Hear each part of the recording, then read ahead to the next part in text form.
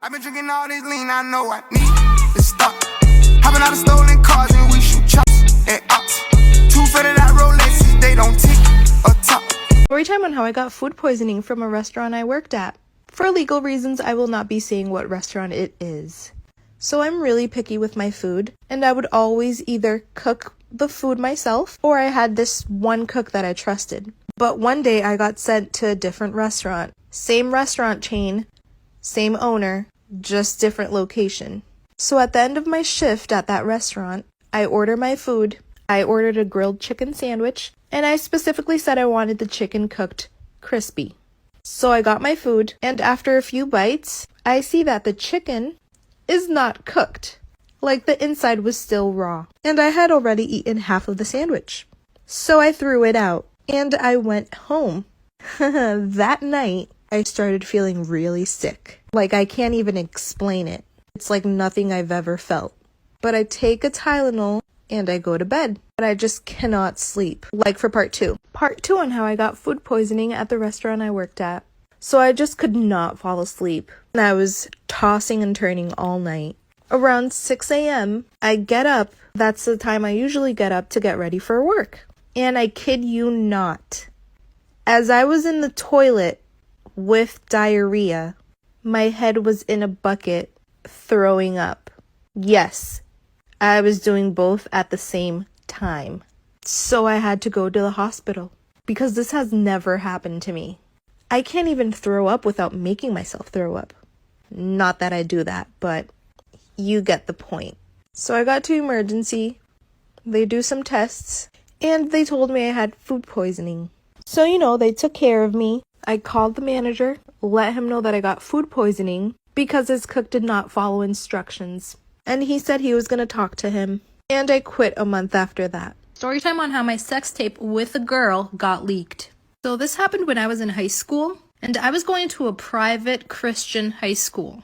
I had just started there, so I didn't know anyone there. And for about a whole week, I didn't talk to anyone because I've always had social anxiety. So I met this really nice girl. And she was like me. She seemed pretty quiet, didn't really talk to anyone, didn't have any friends that I knew of then.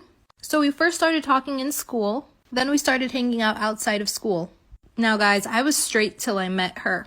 But I felt like we really had a good connection, so we both started flirting with each other. But we wouldn't do it at school, because like I said, I was straight before I met her. But I was also curious. And I think that's why I was flirting with her at the time. She was also really pretty. So one day she invites me to her house and she says her parents won't be there.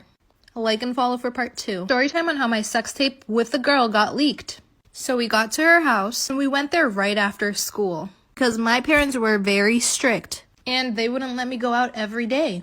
So she invited me to her room and she started asking me if I've ever been with a girl, if I liked girls. And I said, no, I've never been with a girl. I've never liked a girl, but I've always been curious. And she asked me if I wanted to try. And I said yes. So, we did our thing. But halfway, she was like, can I record this? And I said, yeah, do it with my phone. She said, I'm never going to show this to anyone because I'm straight. I'm just doing it because you're curious and I'm curious too. So I said, okay. And let her record us with her phone. And she recorded everything. 2 weeks after that, everyone in the school had that video. And she stopped talking to me. Like for part 3. Part 3. So she stopped talking to me and she was walking around like nothing happened. So I caught her one day in the bathroom and I asked her what happened. And this bitch said the video was too good to keep it to herself. So she decided to send it to some friends. I was shook. She apologized and she said she couldn't talk to me anymore because she told her parents that I leaked the video and her parents told her to not ever talk to me again.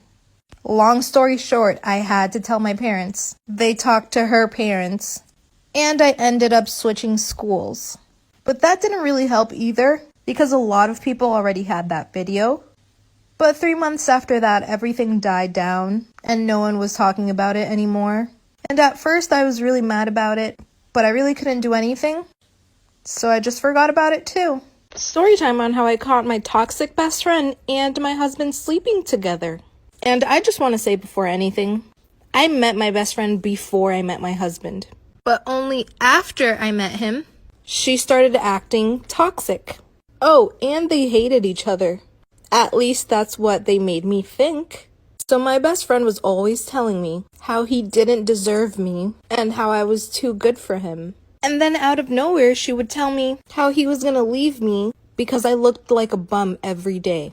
How I should fix my hair because we already know he's not a good person, but that I didn't have to go around looking homeless. Yes, she said that.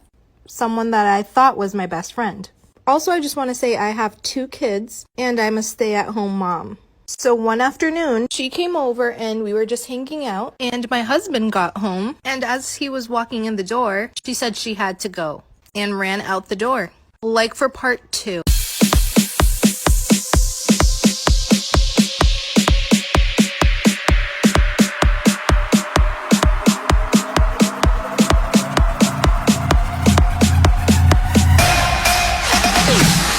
Part 2. So as she was running out the door, let's call her Samantha, I said, "Hey Samantha, you forgot your wallet." She said she would pick it up tomorrow and just left. Now I thought she was just leaving because she couldn't stand my husband. But little did I know it was all a plan. So the next day I had a doctor's appointment with both of my kids. So I texted her, "Hey, I have a doctor's appointment with both of the kids. I'll leave the back door open for you." So she could get her wallet. So I get back home around 3 p.m. and I see her car and my husband's car there. But I didn't think anything because they hated each other. I walk in, I don't see neither of them. So I go upstairs and I see both of them laying in my bed. I just stood there because I was in shock. She ran out and she said she was sorry.